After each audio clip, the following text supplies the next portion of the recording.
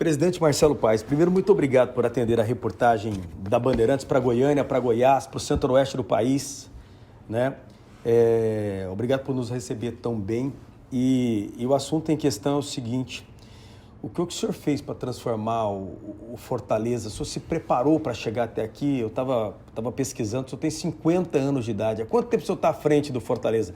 Obrigado, um grande abraço. Você tem quantos anos? 40. 40? Poxa, envelheci o presidente 10 anos a mais. 10 anos a mais, já comecei bem. Presidente, quer começar de novo? Não, tá tudo bem aqui, a gente edita. Presidente, muito obrigado por receber a reportagem da Bandeirantes. Um grande abraço, uma alegria te ouvir para Goiânia, para Goiás e para o centro-oeste do país através da Bandeirantes.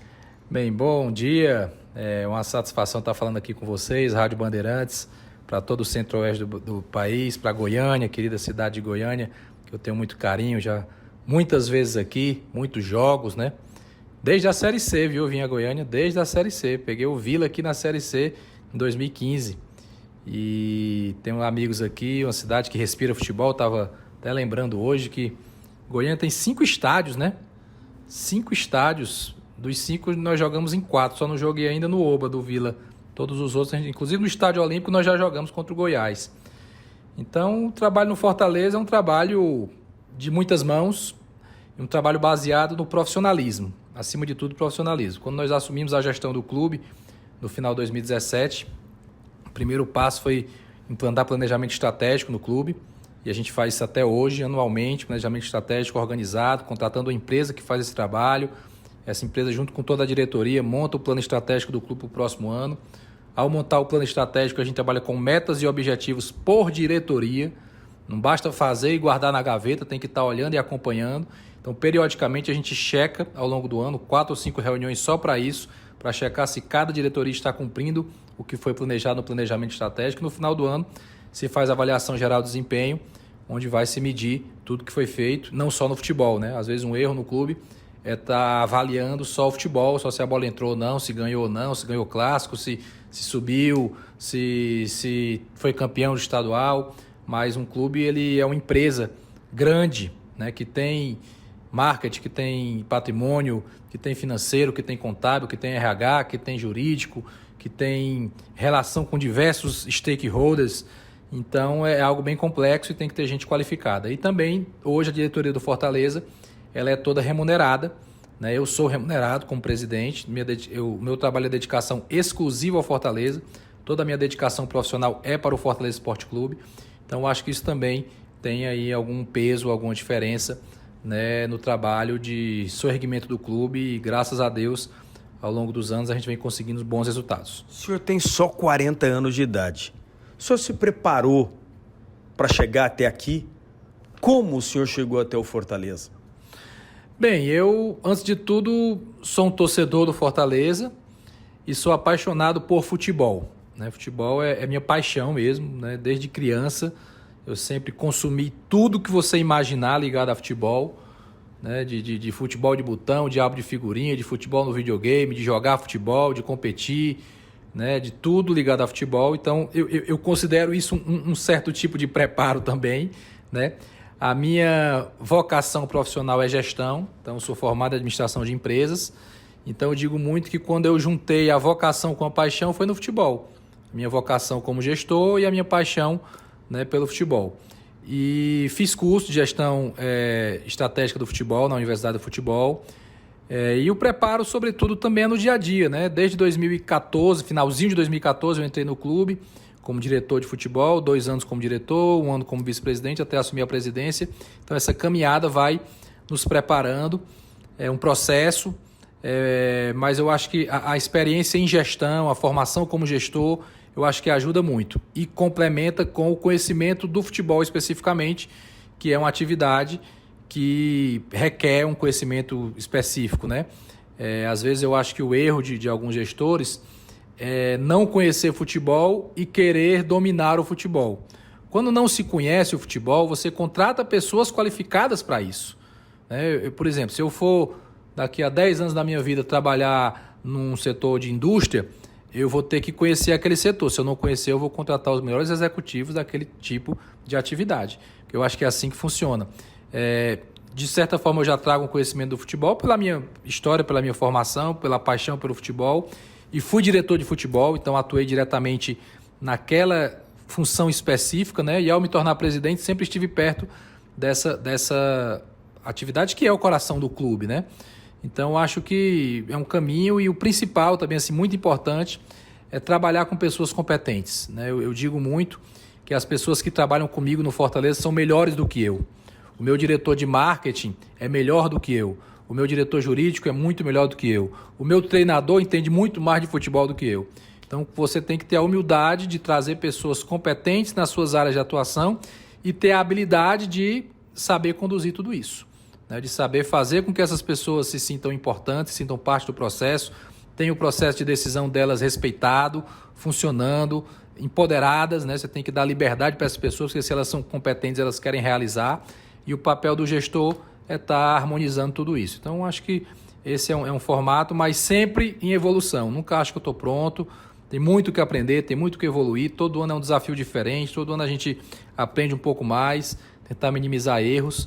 Então, acho que esse é um processo. O senhor viu no Rogério Ceni, o Fortaleza viu no Rogério Ceni uma possibilidade por um boom, para elevar o patamar, para chegar numa condição diferente? Eu gostaria que você falasse dessa situação. A chegada dele foi um alto investimento, foi um investimento para o time subir um degrau no futebol brasileiro, presidente Marcelo Paes?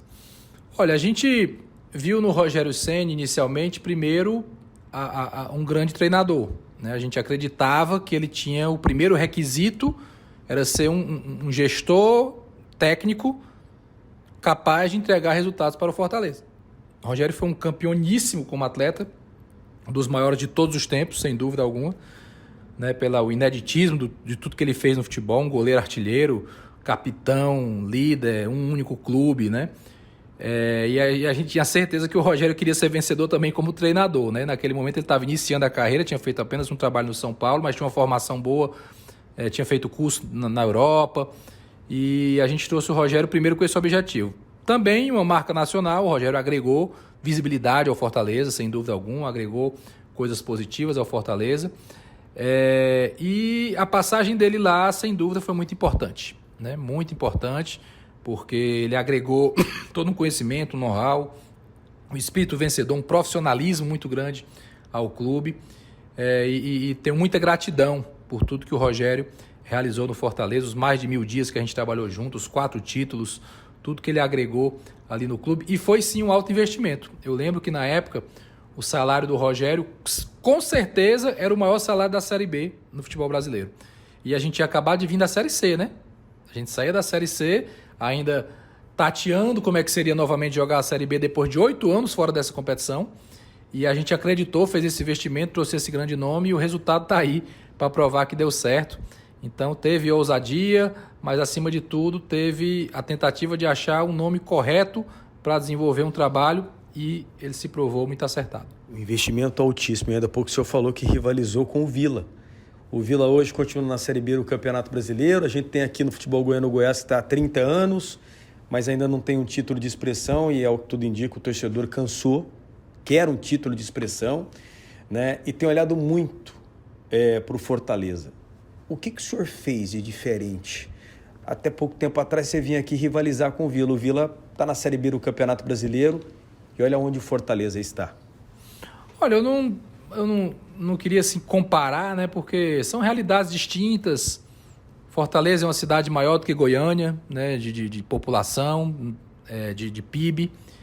Acho que o estado de Goiás talvez seja mais rico do que o nosso estado, o estado como um todo, né? Aqui são 3 grandes marcas, né? O Atlético Goianiense tem uma estrutura sensacional. O Goiás é um clube que a gente sempre teve um olhar muito especial, porque é um clube que chegou à final de Sul-Americana, né? Que vendeu grandes jogadores, né? Que vendeu jogador para exterior, que tem uma formação muito boa, sempre revelou. Se a gente for lembrar aqui, os craques que o Goiás já revelou, mais recente, né? Carlos Eduardo, né? Mais atrás o Túlio, o Dil, Alex Dias, Luvanor lá atrás. Então tem um histórico aí de grandes craques que passaram aqui pelo Fernandão, né? Eu vou estar esquecendo algum aí, o torcedor do Goiás me perdoe, Mas Cacau, muita gente boa, né, que saiu aqui do Goiás. Aquele volante que foi para São Paulo, depois Josué. Foi para a França. Do Josué foi antes, um forte, moreno forte, que estava na França.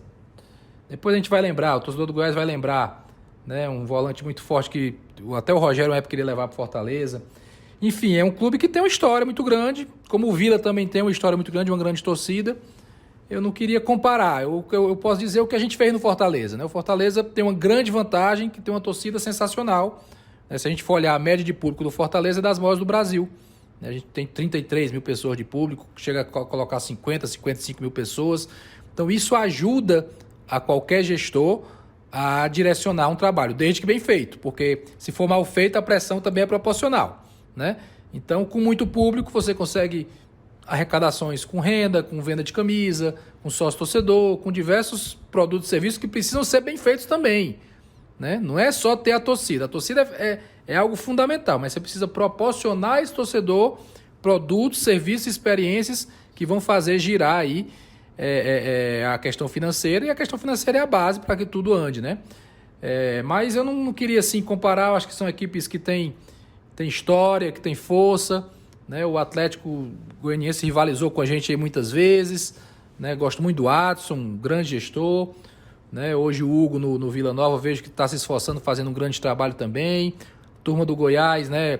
Edminho, o presidente Paulo Rogério. Tenho minha admiração por todos eles, de verdade mesmo, e torço por eles, e logicamente a gente quer fazer o melhor pelo Fortaleza, e acho que o Fortaleza de alguma forma pode servir de referência, de exemplo para alguma equipe de médio porte no futebol brasileiro, como nós somos. Não me coloco ainda entre os grandes do futebol brasileiro, mas de médio porte, e a gente está aí para crescer cada vez mais. Quem é médio porte hoje no futebol brasileiro, na sua opinião? Acho que é o Thiago Mendes que a gente... Thiago Mendes, exatamente, o volante é o Thiago Mendes. Quem que é médio porte hoje no futebol brasileiro, presidente, na sua opinião? Olha, eu acho que o Fortaleza é um clube de médio porte, é o próprio Goiás, né, que está sempre ali na Série A. Como é que você vê o Cuiabá hoje? Cuiabá está numa crescente também, né? Cuiabá está numa crescente. Cuiabá tem uma característica interessante, nunca caiu, né? Cuiabá é dos poucos clubes da Série A que nunca caiu, acho que junto com São Paulo, Flamengo e Santos, se eu não me engano. São os clubes que nunca caíram. Então, um clube também crescente, numa característica diferente, né? O Cuiabá já é um clube empresa há muito tempo, tem dono. A gente sabe que tem os donos lá, o Cristiano, o Alessandro. É uma cidade que não tem um público tão grande, mas tem uma arena muito boa. Mas o trabalho deles é excelente, excelente. E está se mostrando aí novamente nesse Campeonato Brasileiro. Eu acho que a gente tem que valorizar tudo isso. Vitória, Sport, são clubes de médio porte. O Ceará, nosso rival, né? O Curitiba. Acho que o Atlético Paranaense está acima. O Atlético Paranaense hoje está no patamar mais elevado. Acho que é o terceiro do ranking de clubes da CBF. Isso é grandioso. Chegou em final de Libertadores ano passado, ganhou Copas do Brasil recentemente, ganhou Sul-Americana, então está no nível mais acima. Então tem equipes aí de médio porte que vejo o Fortaleza entre elas, Bahia, né? É um clube também que eu considero de médio porte. Os gigantes, todo mundo sabe quem são. Palmeiras, São Paulo, Flamengo, Corinthians, Fluminense, né? Botafogo tem história para isso e hoje liderando o Campeonato Brasileiro. Grêmio, Inter, gigantes. Atlético e Cruzeiro, gigantes. Né? O Vasco também é um gigante, sem dúvida alguma, embora em campo esteja com uma pontuação abaixo no Brasileiro, mas é um gigante que tem mais de 10 milhões de torcedores, que tem título de Libertadores. Então a gente tem que respeitar sempre essas grandes marcas. Tá, vem cá, o senhor não gosta de comparação, mas dia desses o Fortaleza trouxe o Lucas Lima, que foi oferecido futebol goiano, o Goiás não conseguiu pagar, mas o Lucas Lima esteve no Fortaleza. Dia desses o São Paulo queria o Marinho. O Marinho está onde? O Marinho hoje está no Fortaleza. Dia desse o Fortaleza foi buscar o Rogério Ceni no São Paulo. Como é que você explica tudo isso, essa transformação de patamar para o Fortaleza chegar nesse momento de concorrer com grandes e ficar com referências no seu elenco? É um processo, né? A gente conseguir trazer... Mas um processo tão curto assim, presidente? Não diria tão curto, né? Se a gente for pegar o Rogério, foi em 2018. Nós pegamos o Rogério, digamos assim, na baixa, né? Era um Rogério que tinha feito um trabalho no São Paulo, não tinha ido tão bem e estava já há 5, 6 meses no mercado. Então a gente pegou na baixa. Talvez hoje não conseguisse mais, né? O Rogério teve no Flamengo, no São Paulo. Talvez possa vir em algum momento mais na frente. Hoje a gente está muito feliz, muito satisfeito com o Vojvoda. Eu acho que é um processo. Em 2019, quando a gente chegou na Série A, o nosso time era todo formado praticamente de jogadores emprestados, né? Alguns remanescentes da Série B de 2018 e quase todos os outros emprestados. Nós não compramos ninguém em 2019. Em 2020, nós fizemos a primeira compra, que foi o David, que foi vou usar um termo bem cearense, um rebuliço lá. Caramba, o David, 5 milhões de reais, que loucura, não sei o quê. E foi super bem, deu resultado esportivo e financeiro, porque nós vendemos por 10.850. Então foi um processo crescente. Quando chegamos na Libertadores, o orçamento cresceu, o clube passou a ter mais visibilidade. E aí compramos Renato Kaiser, compramos Moisés, né? E para 2023 conseguimos trazer o Lucero, que se liberou do Colo-Colo, compramos Caleb, compramos agora o Machuca, que é um argentino, que era o maior driblador do campeonato argentino. Então é um processo. Lá em 2019 a gente não tinha esse poder de compra. E agora a gente já tem um pouco mais. Então a gente acredita... Como é que vocês chegaram no Cauã do Goiás? Destaque na base. Como é que foi a operação? Porque esse menino jogou pra caramba na Copa São Paulo da categoria e não foi aproveitado no Goiás. O Cauã, nós tivemos uma informação de que ele não renovaria o contrato no Goiás, né? E ele foi aproveitado no Goiás no começo do ano, jogou alguns jogos.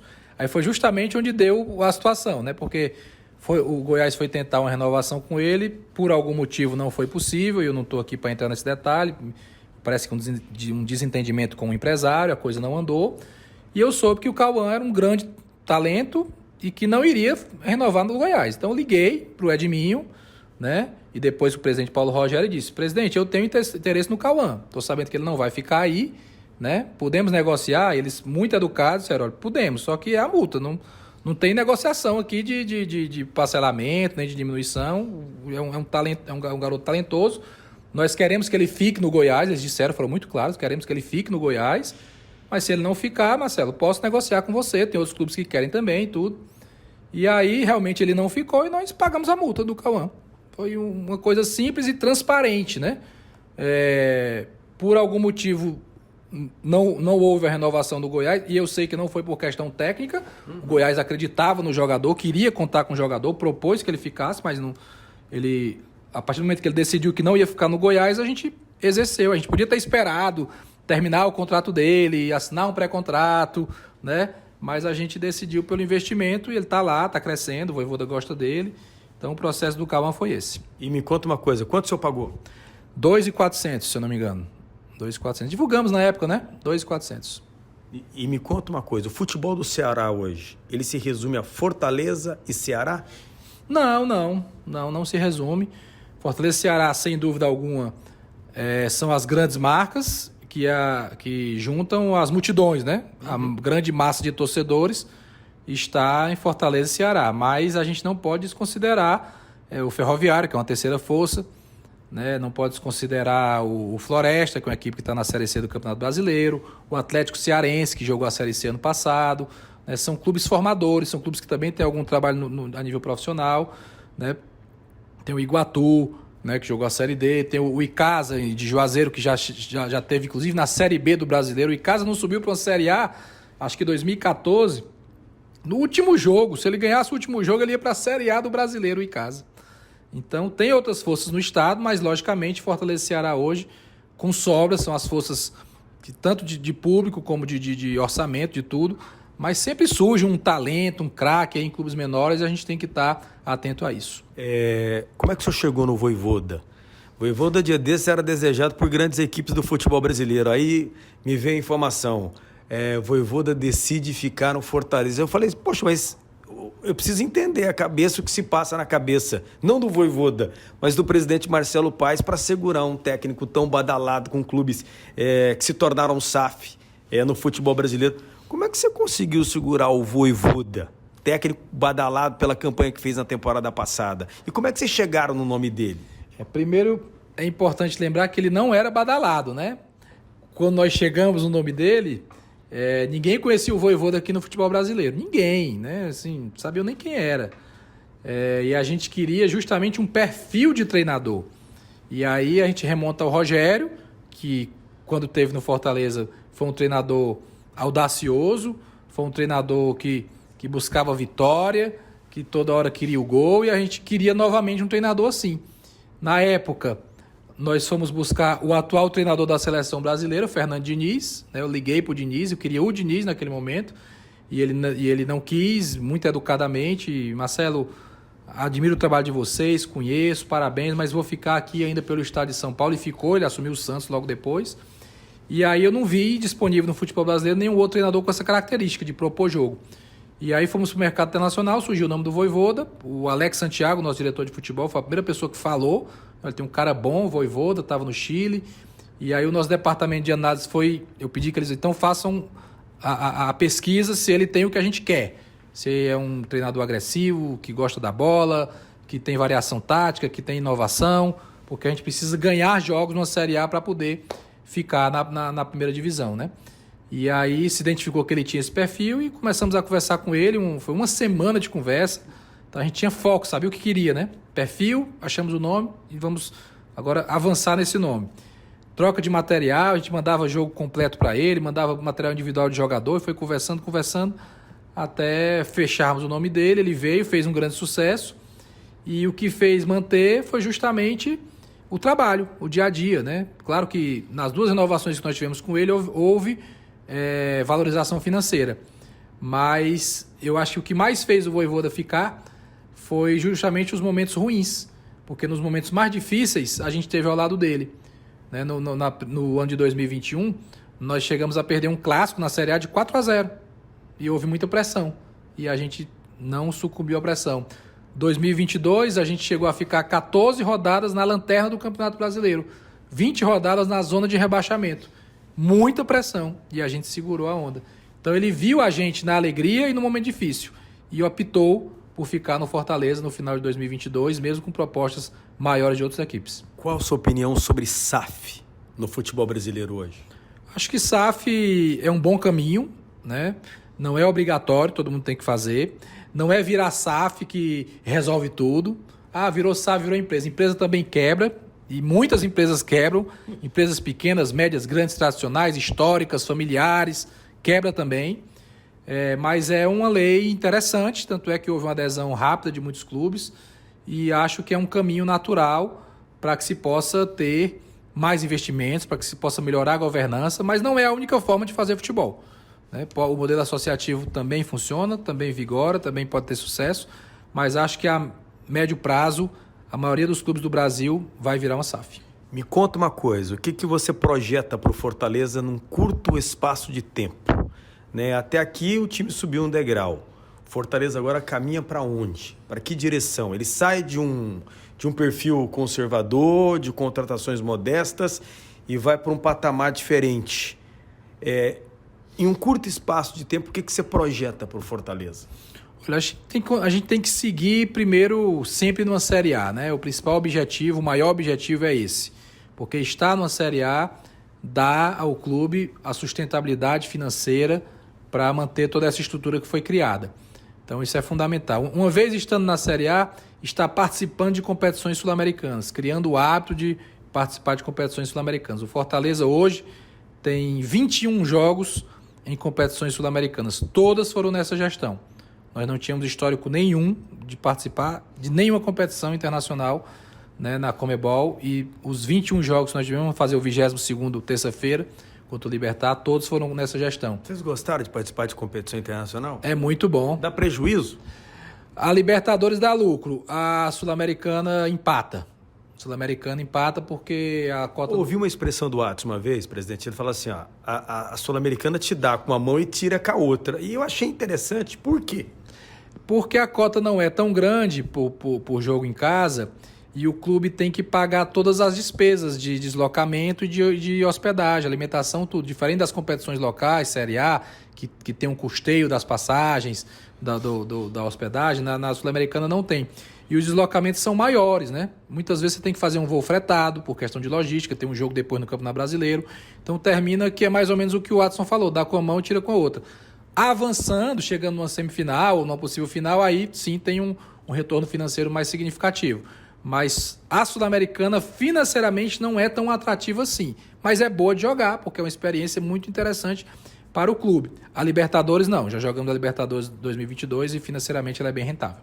Vem cá, projeto para ser campeão brasileiro, qual é? Olha, essa aí é muito difícil. Essa aí eu não vou vender essa ilusão para o nosso torcedor, porque ainda existe uma diferença financeira absurda. Você vê que o Flamengo gastou agora 91 milhões em 2 contratações. Né? Numa abertura de janela. No meio de janela. Né? É um clube. E ele faz isso porque é competente para fazer isso. Né? O Flamengo tem uma competência na gestão que gera muito recurso. Você vê que não teve um jogo do Flamengo aí que no segundo tempo entrou Pedro, Alan, Luiz Araújo, quem foi o outro, e Cebolinha. É brincadeira, né? Para jogar 15 minutos. Cada um desses jogadores que seriam titulares em qualquer time do Brasil. Então tem uma diferença grande, Flamengo, Palmeiras. O Edmir, ano passado, que você conhece muito bem, homem forte do Goiás, ele até coloca assim: existem 2 campeonatos. Um campeonato do pessoal da parte de cima e outro campeonato da parte de baixo, pelo abismo financeiro que existe na competição em nível nacional. É mais ou menos isso. Então, para ser campeão é muito difícil, né? Porque a distância financeira é absurda e também, no nosso caso, nós temos um peso que a maioria das equipes não tem, que é a logística, né? Geograficamente, a gente está muito distante, a gente cansa mais nas viagens, a gente tem menos tempo de recuperação, a gente viaja muito mais do que os outros. Eu vou dar um número: os clubes do Rio viajam em torno de 23, 24 mil quilômetros na Série A, nós viajamos 86 mil quilômetros. Nós damos 2 voltas e meia na Terra para jogar a Série A. Então isso tem peso também. Mas quem sabe, daqui a alguns anos, né, a gente repita aí o que o Leicester fez na Inglaterra e consiga um título, mas eu não vou projetar, nem prometer isso, nem estabelecer prazo, porque é algo que hoje ainda está muito distante. Muito bem. Presidente, muito obrigado por receber a reportagem da Bandeirantes. Sucesso, parabéns pela cabeça, pela ideia que o senhor tem. Eu acho que o futebol precisa de mais gente como o senhor no futebol para transformar o futebol. Né? Tem muita gente que vende a dificuldade, o senhor não. Vende o novo e projeta o novo dentro da ascensão que a gente tem visto no Fortaleza. O seu trabalho é muito bonito e é orgulho para o futebol brasileiro.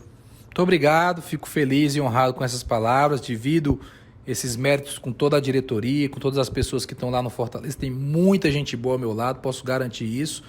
E a gente vai seguir tentando inovar, crescer, fazer diferente, fazer que o Fortaleza cresça cada vez mais, mas contribuir também com o futebol brasileiro. Acho que a gente tem também esse papel. Graças a Deus, hoje a gente tem um ciclo de amizades muito grande, né, dentro do futebol. Como citei aqui os dirigentes do estado de Goiás, que eu tenho uma boa relação com todos eles, mas isso se estende também a outros estados, outros clubes. E a gente está aí para tentar contribuir e fazer com que o futebol brasileiro cresça cada vez mais e que o Fortaleza dê muito orgulho ao seu torcedor.